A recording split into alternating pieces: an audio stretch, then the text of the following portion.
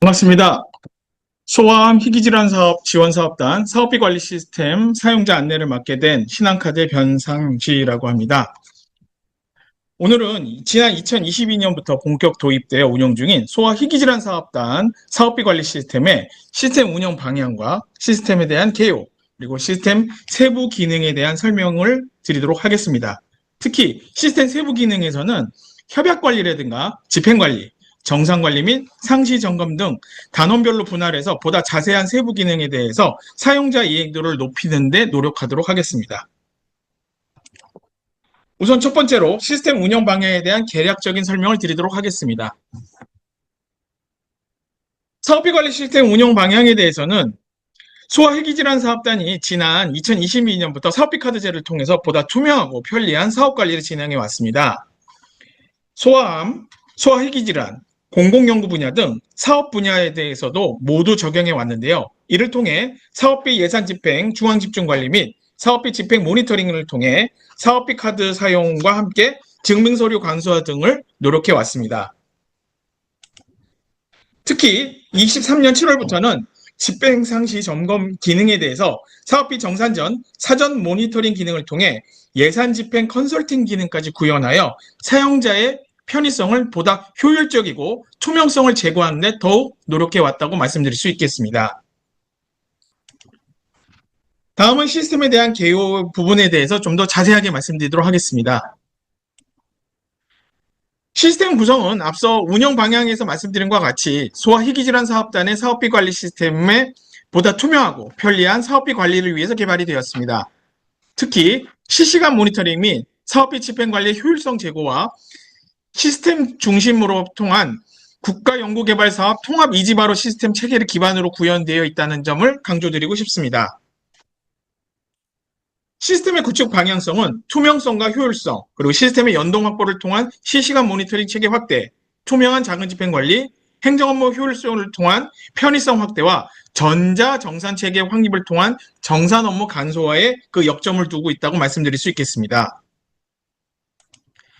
시스템 구성은 크게 세 가지 영역으로 나눌 수 있는데요. 첫 번째로는 기관 관리자, 사업 책임자, 참여연구원, 사업단 관리장 등 다양한 사용자가 접속할 수 있는 권한 영역과 시스템에서는 협약 관리, 사업비 카드 신청, 발급, 집행, 집행과 관련되는 실시간 모니터링, 사후에 연계되는 정상 관리 등, 그리고 이에 대한 증빙 등을 통해서 신한카드 및 국세청, 연구기관 MIS, 상담 콜센터 등이 유기적으로 연계할 수 있도록 구성이 되어 있습니다. 특히 소아희귀질환 지원 사업단의 사업비 관리 시스템에 대해서는 3대 주체별 관점에서 바라보게 되면 사업단에서는 정책의 효율성과 정산 업무 편의성, 그다음에 통계자료 수지의 용이성이 그 특징이라고 할 수 있습니다. 그리고 사업 책임자에게는 카드라는 매체를 통해서 편리한 집행과 함께 정산 증빙 서류가 자동으로 완성되고 있다는 점, 또 사업 수행기관 입장에서는 관리의 효율성을 제고하고 정산 보고서의 편의성을 제고하고 있다는 점이 중요한 특징 기능이라고 할 수 있겠습니다. 이에 소아희귀질환 지원 사업단의 사업비 관리 시스템을 크게 네 가지로 다시 요약해 본다면 사업 집행 전 모니터링, 데이터 중심의 사업비 정산 체계 관리, 사업 수행기관의 집행 상시 점검을 통한 업무 보완, 그리고 사업자 권한별 별 시스템의 편의성 기능 강화 등이 있겠습니다.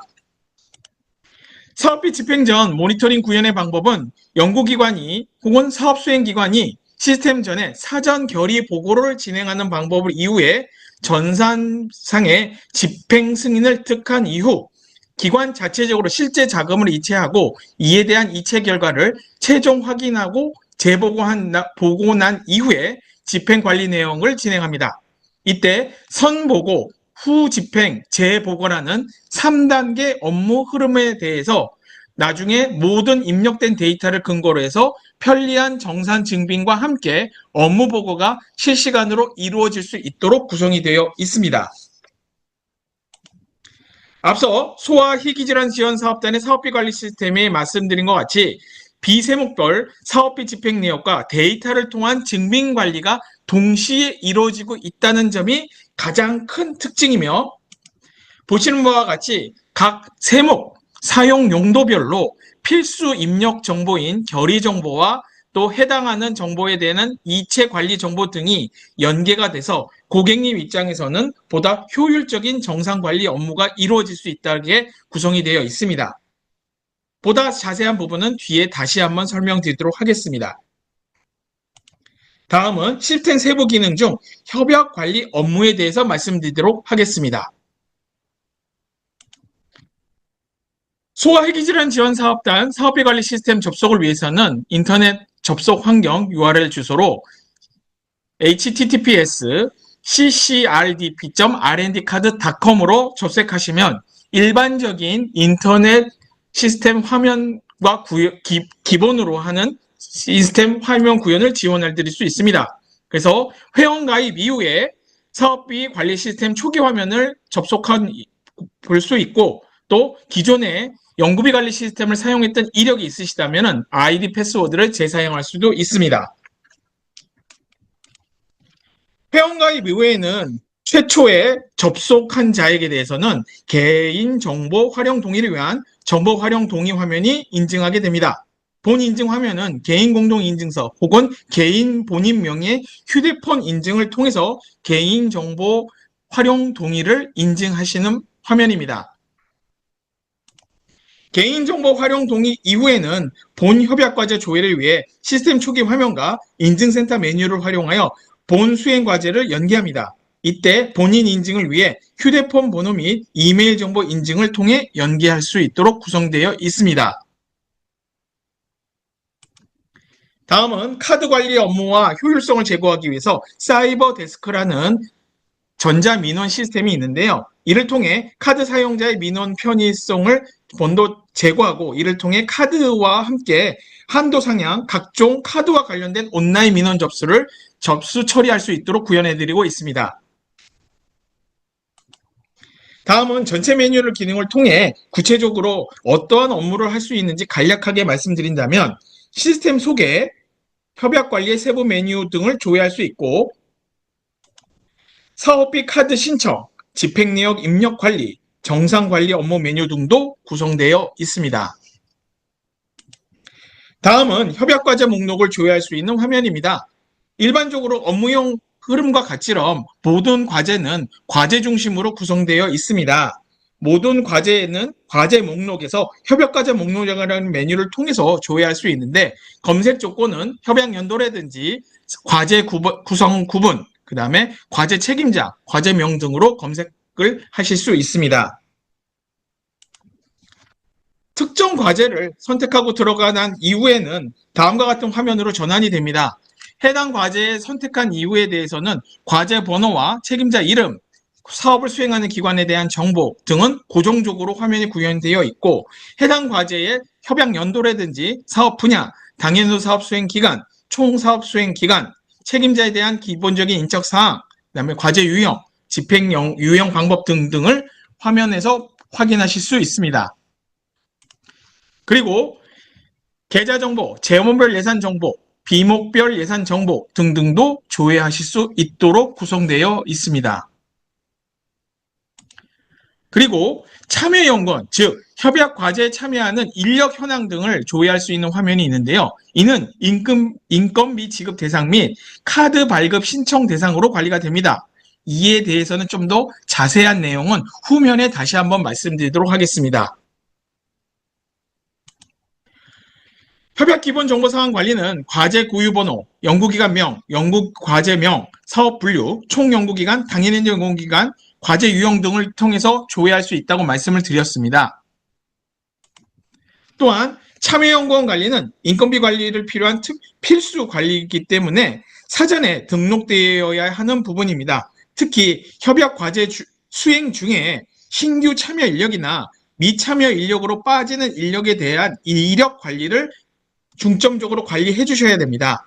만약 신규 참여 인력이 발생하게 된다면 다음과 같은 방식으로 진행하게 됩니다. 먼저 신규 참여 인력을 등록이라는 메뉴를 통해 새롭게 등록하게 됩니다. 입력 시 필요한 정보는 참여 인력에 대한 생년월일, 성별, 한글 성명과 함께 인증센터 본인 인증을 위한 휴대폰 인증 혹은 이메일 주소를 추가적으로 입력하게 됩니다. 이렇게 참여연구원 입력 등록 이후에는 인건비 지급을 위한 상세 내역을 월 단위로 관리할 수 있도록 정보를 입력할 수 있게 되어 있습니다. 첫 번째로 참여기간과 해당 참여기간 인건비 지급 계정과 함께 계좌 입력 정보 등도 입력할 수 있게 되어 있습니다. 여기에 입력되는 정보는 나중에 사용자의 권한과 같이 연계돼서 관리되게 되어 있습니다. 또한 월별 급여 정보에 대해서는 해당 기간 중 발생하는 참여율에 따라서 현금, 현물 비율 등을 각각 입력하실 수 있도록 되어 있습니다. 그래서 참여율이 100%인 경우에는 월 급여 100% 전액을 받으시는 거고, 참여율이 50%라면 월 급여의 50%에 해당하는 금액만 연구비, 사업비 예산에서 차감돼서 받을 수 있도록 구성이 되어 있습니다. 다음은 당해년도 발생분 이자 부분을 입력하는 화면입니다. 당해년도 발생 이자분은 월 단위로 입력하게 되어 있고요. 나중에 당해년도 연구기간 종료 시점이 되었을 때 전체라는 화면을 선택을 해주시고 해당하는 기간 동안 발생한 모든 이자를 본 예산에 산입해서 사용할 수 있도록 구현되어 있습니다. 전년도 2월건 관리는 올해 과제와 연계되어 있는 전년도 과제에서 남은 예산을 올해 예산에 반영해서 사용하는 방식을 구현할 수 있도록 되어 있습니다. 그래서 전년도 과제에 지정되는 예산을 올해 예산에 세목 단위로 어떻게 반영할지는 사업단 관리자와 업무 협의한 이후 그 2월금 사용 계획서의 결과를 득하신 이후에 예산 반영을 통해서 사용하시면 되겠습니다. 협약과제 구성에 대한 부분은 총괄과제사가 주관기관이 공동기관을 하위기관의 집행력을 모니터링하는 데 필요한 기능으로 구현되어 있습니다. 그래서 상위과제는 하위과제를 모니터링할 수 있게 돼 있고 나중에 모든 주관과제, 모든 공동과제가 집행력이 완료가 되면 총괄과제 기준으로 정산을 신청할 수 있게 되어 나중에 정산이 진행될 수 있도록 그렇게 구성이 되어 있습니다. 다음은 온라인 카드 발급에 대한 부분입니다. 온라인 카드 발급은 신청하기 위해서 카드를 발급받으셔야 되는데요. 반드시 기관에 대한 정보서부터 입력을 하게 되어 있습니다. 그리고 이미 입력된 참여연구원 명단에서 카드를 발급받기 희망하는 분에 대한 정보를 선별적으로 입력해 주시면 됩니다. 그래서 기본 정보 중에 주민등록번호 뒤에 해당하는 7자리 정보를 실명으로 인정해 주신 이후 결제 계좌에 대한 정보와 한도 예산 정보, 그 다음에 예금주에 대한 확인 정보 등등을 입력해 주시면 됩니다. 그리고 이후 카드 발급에 필요로 하는 기관 관리자나 신청인 정보에 대한 최종 정보를 확인해 주신 이후에 모든 입력 정보에 대해서 하자가 없다고 확인이 되시면 기관의 공동인증서를 통해서 최종 확정을 해주시면 온라인으로 카드 발급 신청이 접수가 됩니다. 그런데 최근에 금융소비자보호법 시행에 따라 적합성 원칙 및 고객정보 확인에 대한 상품 안내에 대한 상세 내역이 추가되었음을 미리 말씀드립니다. 해당하는 부분은 최근에 변경된 특정 금융정보법 제5조 2에 따라 모든 금융회사가 준수해야 되는 법적 의무사항입니다. 그래서 해당 사업비 카드를 발급받는 주체와 대표라든가 아니면 사용자에 대한 정보가 고객에 대한 정보를 반드시 금융사는 확인을 해야 되기 때문에 주기적으로 예를 들어 기존에 한 번이라도 발급 이력이 있다 하더라도 주기적으로 이 부분에 대해서 재확인을 해야 되고요. 만약에 한 번 확인받았다 하더라도 신용 등급이라든가 그 회사의 기관에 대한 어떤 정보가 뭔가 문제가 발생하게 되면은 EDD라 그래서 좀 더 엄격한 위험 정도에 대한 확인 부분도 식별하게 되어 있습니다. 보다 자세한 부분은 상담 콜센터를 통해서 확인하실 수도 있습니다. 네, 다음은 본격적으로 시스템 세부 기능에 대해서 안내 드리도록 하겠습니다. 협약과제 입력 및 카드 발급까지 끝나게 되면 본격적으로 사업비 집행에 대한 부분을 입력하게 됩니다. 결의 집행 정보와 되는 부분과 연계되는데요. 특정 일자별로 특정 과제에서 집행된 내역에 대해서 크게 계좌이체 내역, 카드 사용 내역, 기타 집행 내역 방법 등등 정보 등을 입력할 수 있고, 이 부분에 대해서 당해년도 사업 수행 기간 동안 집행한 모든 내역을 조회하거나 관리할 수 있도록 구성되어 있습니다. 가장 많이 활용되고 있는 계좌이체 집행 내역에 대한 부분을 말씀드리도록 하겠습니다. 계좌이체 집행 내역에 대해서는 필요로 하는 기본 정보를 먼저 입력하게 됩니다. 출금하시고자 하는 금액, 입금하는 은행에 대한 정보, 그다음에 예금주에 대한 확인 등등을 최종 확인을 해주시고, 이 해당하는 예산을 집행하게 되는 세목에 대한 정보를 선택해 주십니다. 세목에 대한 정보는 인건비서부터 간접비까지 해당하는 세목에 대한 정보를 입력한 후 보다 자세한 정보는 추가적인 입력을 통해서 입력하게 되어 있습니다. 우선 기본적인 정보 상세 등록이 완성을 시켜 주십시오. 그렇게 되면 다음 단계로 넘어가게 됩니다. 다음 단계는 계좌 이체와 관련되는 사용 목록을 좀 더 용도별로 필수 입력값에 맞춰서 상세하게 등록하는 화면입니다. 예를 들어 인건비 입력 시에는 사전에 입력한 참여연구원 정보를 검색해서 호출하게 됩니다. 이를 선택한 이후에 반드시 참여연구원에 대한 정보를 입력한 정보와 확인을 해주신 이후에 참여 인력과 참여 기간, 그다음에 참여 인건비에 대한 지급월에 대한 확인 등등을 최종 확인하신 이후에 검색을 통해서 입력 정보를 최종 확정하게 됩니다. 다음은 물품 구매와 관련된 방법입니다. 예를 들어 연구시설 장비 구매에 대해서 입력하는 화면에 대해서 말씀드리겠습니다. 구매성 재료 구매 내역을 입력할 때에는 물품 재료에 대한 상세 내역과 함께 화면상에 표시되는 품목, 수량, 단가, 규격, 공급가액, 부가세 정보 등등을 꼼꼼하게 입력하게 되어 있습니다. 또한 해당 내역에 대해서는 증빙 내역과 관련 내역, 국세청 전자세금 계산서 내역을 통해서 조회하여 확정 반영할 수 있도록 되어 있습니다. 이때 검색 조건은 연구수행, 사업수행기관의 사업자 등록번호가 되겠습니다.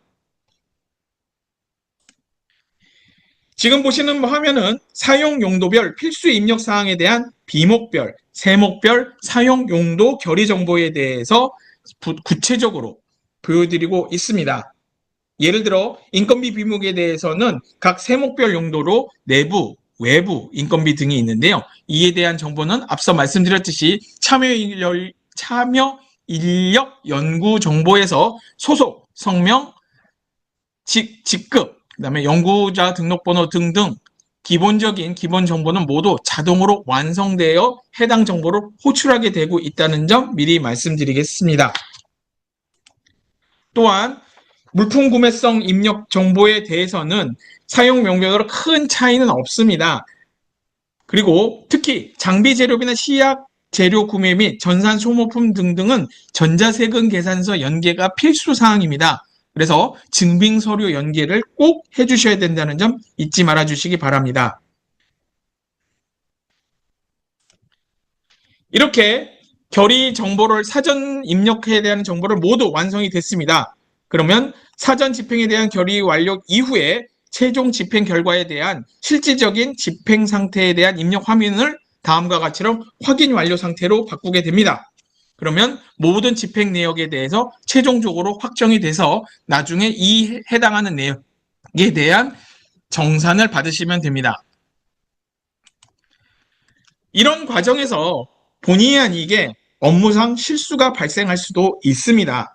불가피한 상황이 발생했을 경우 이 부분을 다시 집행 취소라는 방법을 통해서 이미 집행된 집행 내역을 집행 정산 내역에서 누락시키는 방법입니다. 이미 말씀드렸듯이 사업비 처리 내역은 초기화 완벽해서 지급 취소 내를 처리할 수 있는 방법은 아니고요. 집행 내역에 대해서 지급 취소 버튼을 통해서 마이너스 전표를 발생시키는, 즉 집행 내역을 누락시켜서 나중에 원건과 취소권을 한 쌍으로 관리하는 방식을 통하여 집행 내역의 누락을 처리하는 방식으로 활용하도록 되게 되어 있습니다. 그리고 실질적으로 사용을 하다 보면은 집행 취소와 다르게 추가적인 비용을 예산에 추가할 수도 있는 부분이 있을 수 있습니다. 이 부분을 집행 여입이라는 부분이 있는데요. 실질적으로 장비나 물품 구매를 발생했을 때 해당하는 예산이 할인을 받았다든지 기타 여러 가지 예산이 증액되는 방법이 발생했을 경우 수수료 등이나 기타 여러 가지 정보들을 선택해 주신 이후에 집행 내역에 대해서 여입하는 방법을 선택해 주시면 해당하는 금액만큼 예산이 늘어나는 방식으로 자산을 마칠 수 있습니다. 다음은 카드 사용 내역에 대한 부분입니다. 앞서 말씀드렸던 방법은 계좌 이체 내역을 기준으로 했다면 카드는 이미 사용하신 시간이라든지 가맹점 정보라든지 게 모두 완성이 되어 있습니다. 그래서 해당하는 정보에 대해서 필수로 입력해야 되는 정보는 어떤 비세목으로 어떤 사용 용도로 쓰셨는지에 대한 정보만 선택적으로 입력해 주시면 됩니다. 이 부분을 또 연계해서 집행내역 취소는 카드 매출 취소 정보와 함께 세트로 관리가 되기 때문에 계좌 이체보다는 보다 효율적인 집행내역 정상 관리가 이루어지는 부분이 있다고 말씀드릴 수 있겠습니다. 지금까지 카드와 계좌이체 방식을 통해서 다양한 집행 내역들이 차곡차곡 쌓이게 될 겁니다. 이러면 당해년도 사업 수행 기간 동안 집행 내역이 예산 대비 실적 대비표를 통해서 어떤 비세목에서 어떤 예산이 얼마만큼 어떤 방법으로 집행이 되어 있는지를 일목요연하게 보실 수 있는 화면입니다. 해당 내역을 정기적으로 조회하시면서 당해년도 사업 수행 기간 동안 집행한 내역에 대해서 모니터링 하신 이후 정산 보고 시 반드시 해당 내역이 잔액이 정확하게 맞아 있는지, 나중에 통장에 있는 잔고와 맞는지 등등을 꼭 확인해 주시기 바랍니다. 그리고 최초 협약한 예산과 달리 세목별 예산이 수정이 되실 수 있습니다. 당해년도 사업 수행 기간 동안 전문기관의 승인을 득한 경우 예산에 대한 수정이 필요로 할 수 있는데요. 이럴 때 수정 예산 관리라는 메뉴를 통해서 항목에 예산된 최초 설정된 예산과 다르게 특정 예산을 줄이고 특정 예산을 늘릴 수 있는 화면을 구현드리고 있습니다. 이래서 집행 잔액을 0원으로 만들어 주시는 것을 권장드리도록 하겠습니다. 다음은 시스템보다 세부 기능에 대해서 말씀드리도록 하겠습니다. 앞서 말씀드린 것이 집행과 관련되는 부분이었다면 이제부터는 정산과 관련된 부분에 대해서 정리되도록 말씀드리도록 하겠습니다. 전자정산의 기본적인 개념은 사업비 집행에 대해서 당해년도 사업 수행 기간 동안 주기적으로 모니터링을 합니다. 그리고 전자정산 보고서 체계를 갖다가 자동으로 완성이 된 이후에 사전에 업무 협약을 맺어진 회계법인, 현재는 정동회계법인인데요. 회계법인이 1차적으로 사업단 업무를 대행해서 인정, 부분 인정, 불인정 등등의 정산 업무를 진행하게 됩니다. 그리고 나서 최종 소화희귀질환 사업단에게 2차 정산 최종 확정 업무를 보고가 되고 이 부분에 대해서 집행 잔액이 반납이 필요한 경우엔 반납, 필요가 없고 최종적으로 당해년도 사업 수행 기간이 종료가 되면 종료 등등의 업무 처리가 흐름대로 이루어지게 됩니다. 앞서 말씀드렸던 방법을 좀 더 구체적으로 정산 업무 흐름대로 말씀드리겠습니다. 집행관리에서 집행 내역에 대한 조회 내역은 앞서 말씀드렸던 계좌이체, 카드 사용, 예실 대비표 등등을 통해서 당해년도 사업 수행 기간 동안 꼼꼼히 확인하시게 됩니다.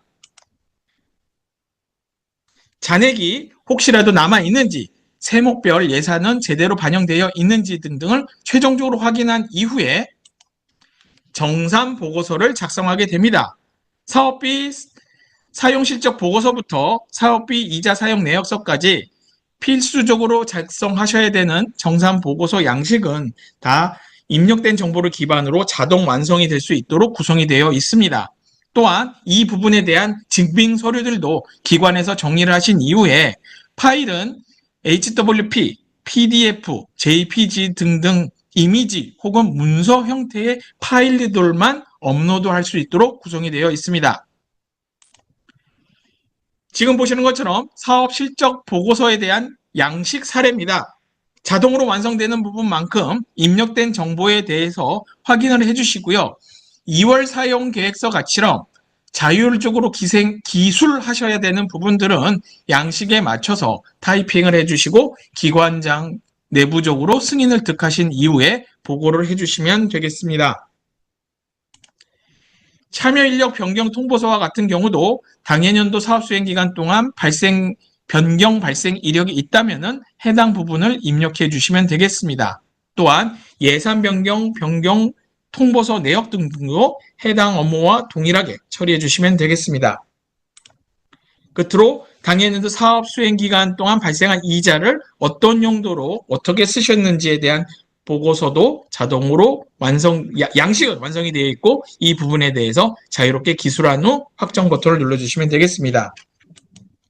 이와 같이럼 정산 보고서가 모두 완료가 되게 된 이유면 앞서 말씀드렸듯이 과제의 하위 과제, 즉 공동 과제들을 주간 과제가 취합해서 총괄 과제가 모두 정산 보고서 확정이 되면 이를 최종 보고서 제출하는 신청으로 정산 신청이라는 버튼을 누르게 되며 이때 기관장 인장을 대표하기 위해서 법인 공동인증서로 인증을 하게 되고 인증서 인증 이후에는 입력된 정보에 대해서 수정하실 수 없다는 점을 꼭 유념해 주시기 바랍니다. 입력된 정보에 대해서는 앞서 말씀드렸듯이 회계법인을 통해서 전자정산 1차 정산이 이루어지게 됩니다. 입력된 정보에 대해서는 회계법인에서 꼼꼼히 살펴보게 되겠고요. 이 입력된 정보에 따라서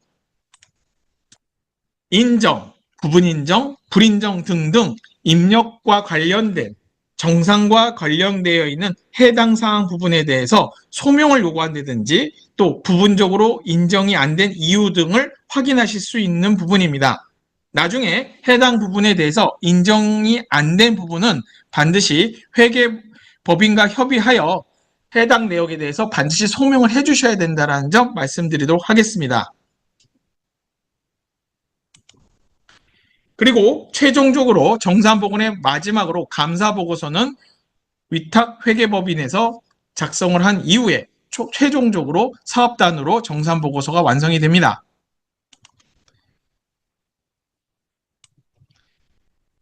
정산보고서가 완성이 되게 된 이후에는 모든 정보가 사업단 관리자를 통해서 최종 확정이 되면 정산 업무는 마무리가 되게 됩니다.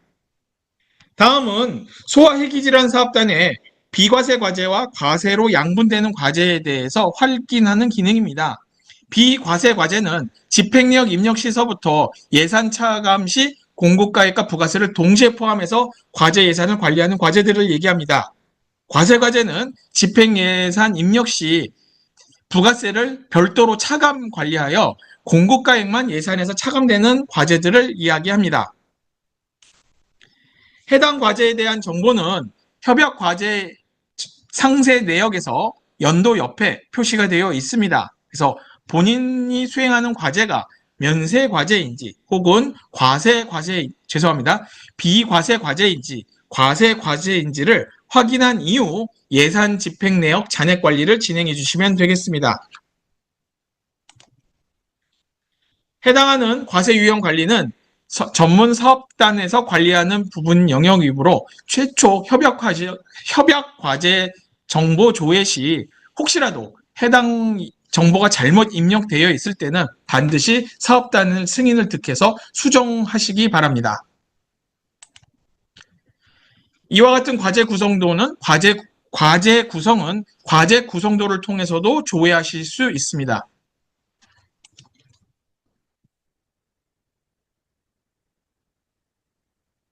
끝으로 실적 보고서에서도 과세와 면세과세에 대해서도 집행내역 잔액 조회 처리 방법이 다르게 표현되고 있다는 점을 말씀드리도록 하겠습니다. 다음은 상시 점검 기능입니다. 집행 상시 점검 기능은 소아회기질환 사업단이 최초 수행하는 기관에 대해서 최대 2회의 사업비 집행 정산의 관리 체계가 이루어지게 됩니다.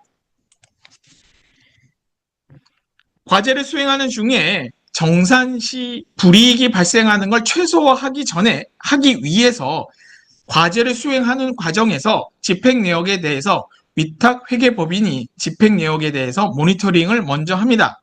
그래서 1차 점검, 2차 점검, 최대 2회에 걸쳐서 집행 내역과 관련되는 관리 체계에 대해서 모니터링할 수 있도록 구성이 되어 있고, 나중에 이와 같은 집행 내역 상시 점검 결과에 따라 최종 정산 보고서 확정에도 영향을 줄 수 있도록 그렇게 구성이 되어 있습니다. 그래서 1차, 2차 점검을 꼼꼼하게 수행을 하시게 된다면 정산 보고서 양식이 보다 효율적으로 정산 보고 이루어질 수 있다는 점 강조드리면서 본 사업비 관리 시스템의 설명에 대해서 마치도록 하겠습니다.